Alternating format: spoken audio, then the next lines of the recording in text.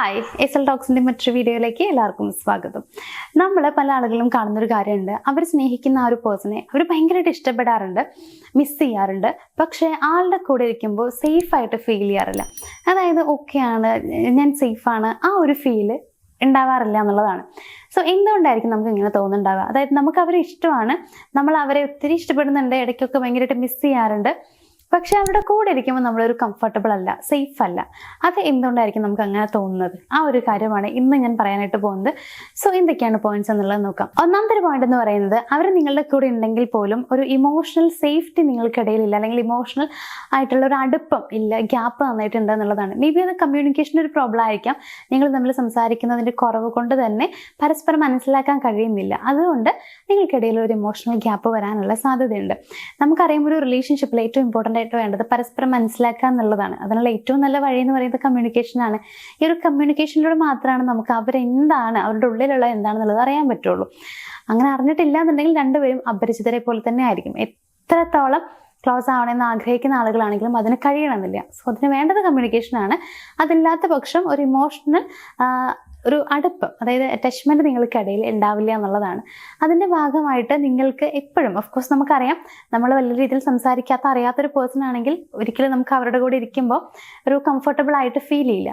അപ്പോൾ അതുകൊണ്ട് തന്നെ ഇവിടെയും അങ്ങനെ തോന്നാനുള്ള സാധ്യത കൂടുതലാണ്. രണ്ടാമത്തെ ഒരു കാര്യം എന്ന് പറയുന്നത്, നിങ്ങൾ നിങ്ങളുടെ ഒരു പ്രോബ്ലം അവരോട് പറഞ്ഞു കഴിഞ്ഞാൽ പോലും അവരത് പെട്ടെന്ന് ഇഗ്നോർ ചെയ്യും, അല്ലെങ്കിൽ വലിയ രീതിയിൽ അത് മൈൻഡ് ചെയ്യില്ല എന്നുള്ളതാണ്. അപ്പോൾ ഇത് എനിക്ക് തോന്നുന്നു കുറേ പേരിൽ കാണുന്നൊരു കാര്യമാണ്.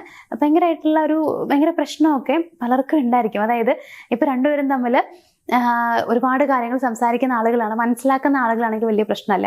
അല്ലാത്തവിടെ ചില ആളുകളുണ്ട്, അവർക്ക് അവരുടെ കാര്യങ്ങൾ മാത്രമേ ഉണ്ടാവുള്ളൂ. അപ്പോൾ അവരുടെ പാർട്ട്ണർ പറയുന്ന കാര്യം പോലും അവർ ശ്രദ്ധിക്കണം എന്നില്ല എന്നുള്ളതാണ്. അപ്പോൾ ഇവിടെ എന്താ ഉണ്ടാവുക വെച്ച് കഴിഞ്ഞാൽ, ഇപ്പോൾ നിങ്ങൾക്ക് കുറേ പ്രോബ്ലംസ് ഉണ്ടായിരിക്കും, നിങ്ങൾക്ക് നിങ്ങളുടെ വിഷമങ്ങളും കാര്യങ്ങളൊക്കെ ഉണ്ടായിരിക്കും. അപ്പോൾ നിങ്ങൾ വിചാരിക്കുക എന്താണ്, അവരോടൊന്ന് പറഞ്ഞു കഴിഞ്ഞാൽ നിങ്ങൾക്ക് കുറച്ച് ആശ്വാസം ആവും എന്നുള്ളതാണ്. അതിനുവേണ്ടി വെയിറ്റ് ചെയ്തിരിക്കുകയും ചെയ്യും. പക്ഷേ അവരത് കേട്ട ഭാവം നടിക്കില്ല. ഇനിയിപ്പോൾ അഥവാ കേട്ട് കഴിഞ്ഞാൽ അതിന് വലിയ പ്രാധാന്യമൊന്നും അവർ തരില്ല എന്നുള്ളതാണ്. അപ്പം അങ്ങനെ അതിനെ ഒരു ഇഗ്നോർ ചെയ്യുന്ന രീതിയാണ്, അല്ലെങ്കിൽ നിങ്ങളുടെ ഫീലിങ്സ് ഒന്നും മനസ്സിലാക്കുന്നില്ല, നിങ്ങളുടെ പ്രോബ്ലംസ് അവർ കേൾക്കുന്നില്ല. ഇങ്ങനെയൊക്കെ ആകുമ്പോൾ നിങ്ങളുടെ ഉള്ളിൽ ചിലപ്പോൾ ഇഷ്ടം ഉണ്ടായിരിക്കും, അത് നിങ്ങൾ പ്രണയിക്കുന്ന ഒരു പേഴ്സൺ അല്ലേ, അല്ലെങ്കിൽ നിങ്ങളുടെ ഹസ്ബൻഡ് അല്ലേ, വൈഫ് അല്ലേ എന്നുള്ള രീതിയിൽ ചിന്തിക്കുമ്പോൾ നിങ്ങൾക്കൊരു ഇഷ്ടം ഫീൽ ചെയ്യുന്നുണ്ടെങ്കിലും അവരുടെ കൂടെ ഇരിക്കുന്ന സമയത്ത്, അല്ലെങ്കിൽ ആളുടെ കൂടെ നിങ്ങൾക്ക് ഓക്കെ ആയിട്ട് ഫീൽ ചെയ്യില്ല എന്നുള്ളതാണ്. മൂന്നാമത്തെ കാര്യം എന്ന് പറയുന്നത്, നിങ്ങൾക്കിടയിൽ ലവ് ഉണ്ടായിരുന്നു, പക്ഷേ റെസ്പെക്റ്റ് നന്നായിട്ട് കുറഞ്ഞു എന്നുള്ളതാണ്. ഇപ്പം നമുക്കറിയാം, പ്രണയം എന്ന് പറയുമ്പോൾ അതിൽ വേണ്ട ഒരു ഫ്രണ്ട്ലി റിലേഷൻഷിപ്പ് വേണമെന്ന് നമ്മൾ പറയാറുണ്ട്. അതേസമയം വേണ്ട മറ്റൊരു കാര്യം എന്ന് പറയുന്നതാണ് ഒരു റെസ്പെക്റ്റ് എന്ന് പറയുന്നത്. അതായത് ബഹുമാനം പരസ്പരം രണ്ടുപേർക്കും ഉണ്ടായിരിക്കണം എന്നുള്ളതാണ്. നല്ല രീതിയിൽ ബഹുമാനിക്കാൻ പഠിക്കണം. അത് നിങ്ങളുടെ രണ്ടുപേരുടെയും പേഴ്സണൽ സ്പേസ് ആണെന്നുണ്ടെങ്കിലും എല്ലാ കാര്യത്തിലും അങ്ങോട്ടും ഇങ്ങോട്ടും റെസ്പെക്റ്റ് ചെയ്യാൻ അറിയണം എന്നുള്ളതാണ്.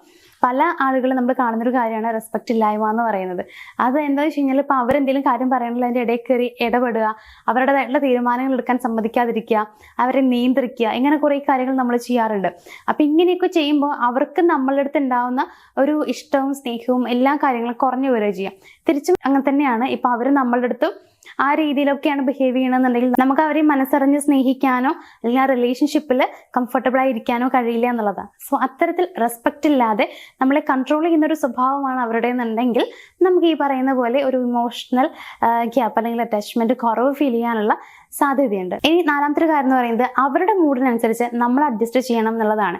ഇപ്പം അവർ ഹാപ്പി ആണെന്നുണ്ടെങ്കിൽ നമ്മളോട് സംസാരിക്കേണ്ടാവുക ഹാപ്പി ആയിട്ടാണ്. അവർക്ക് എന്തെങ്കിലും ടെൻഷൻ ഉണ്ടെങ്കിൽ അത് ഫുള്ള് തീർക്കേണ്ടാവുക നമ്മുടെ മേത്തായിരിക്കും. അതായത് ദേഷ്യം ഫുള്ള് തീർക്കുക അവർ നമ്മുടെ അടുത്തായിരിക്കും, നമ്മളോട് ദേഷ്യപ്പെട്ടിട്ട് പെരുമാറും. അപ്പം നമ്മൾ അവിടെ അഡ്ജസ്റ്റ് ചെയ്യണം. ശരി, കുഴപ്പമില്ല, ആൾ ഓക്കെ ആകും എന്ന് പറഞ്ഞിട്ട്. നേരെ മറിച്ച് നമ്മൾ അങ്ങോട്ട് ദേഷ്യപ്പെടാൻ പറ്റുമോ അതൊട്ടില്ലേനും. അതങ്ങനെ ദേഷ്യപ്പെട്ട് കഴിഞ്ഞാൽ അവിടെ അടുത്തൊരു പ്രശ്നം ക്രിയേറ്റ് ആവും എന്നുള്ളതാണ്. അപ്പം അവരുടെ മൂഡ് എന്താണോ, അല്ലെങ്കിൽ അവർ എന്ത് ചിന്തിക്കുന്നോ, അവരുടെ ഫീലിങ്സ് എന്താണോ, അവരെങ്ങനെ നമ്മളോട് പെരുമാറുന്നു, അതിനനുസരിച്ച് വേണം നമ്മൾ അവരോട് ബിഹേവ് ചെയ്യാനായിട്ട്.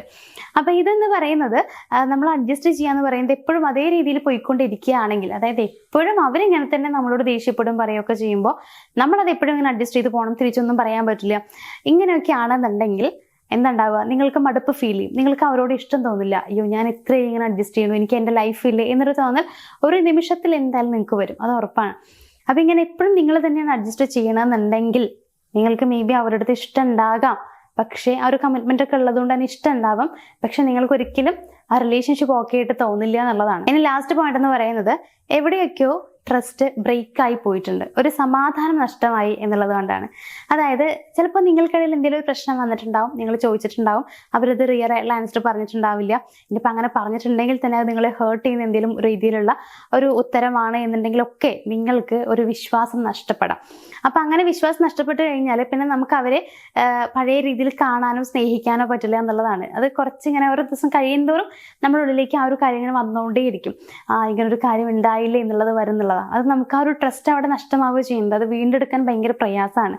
അങ്ങനെ ഒരു നിമിഷത്തിൽ നിങ്ങൾക്കൊരു വിശ്വാസം നഷ്ടമായിട്ടുണ്ടെങ്കിൽ ഉറപ്പായിട്ടും നിങ്ങൾക്കിടയിൽ ഇഷ്ടം ഉണ്ടായിരിക്കാം, പക്ഷേ നിങ്ങൾ കംഫർട്ടബിൾ ആയിട്ടോ സേഫ് ആയിട്ടോ ഫീൽ ചെയ്യില്ല.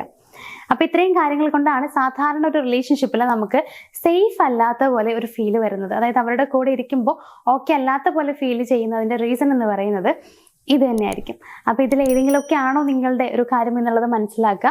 ആണെങ്കിൽ നിങ്ങൾക്ക് ആ റിലേഷൻഷിപ്പ് വേണമെന്നുണ്ടെങ്കിൽ ആ ഒരു ചിന്ത നിങ്ങളുടെ ഉള്ളിൽ നിന്ന് മാറ്റാൻ വേണ്ടി ശ്രമിക്കാം. അത് ഒന്നില്ലെങ്കിൽ രണ്ടുപേരും വരുന്നത് നന്നായി സംസാരിച്ച് കഴിഞ്ഞാൽ മാറും, അല്ലെങ്കിൽ നിങ്ങൾ ശ്രമിച്ചാൽ മതി. അത് നിങ്ങളെ കൊണ്ട് പറ്റുന്നില്ല എന്നുണ്ടെങ്കിൽ, എന്ത് ചെയ്യണമെന്ന് അറിയുന്നില്ല എന്നൊക്കെ ഉണ്ടെങ്കിൽ നമ്മുടെ സ്ക്രീനിൽ കാണുന്ന നമ്പറിലേക്ക് ഒന്ന് കോൺടാക്ട് ചെയ്താൽ മതി. അപ്പോൾ എന്തായാലും ഇന്നത്തെ ഈ ഒരു വീഡിയോ വെച്ച് ഞാൻ വൈൻഡ് അപ്പ് ചെയ്യുകയാണ്. എന്തെങ്കിലും സംശയങ്ങളോ കാര്യങ്ങളൊക്കെ ഉണ്ടെങ്കിൽ നമ്പറിലേക്ക് കോൺടാക്ട് ചെയ്യും, അല്ലെങ്കിൽ കമൻറ്റ് ബോക്സിൽ ഒന്ന് കമൻറ്റ് ചെയ്യാം. നമുക്ക് മറ്റൊരു വീഡിയോയിൽ കാണാം. Thank you.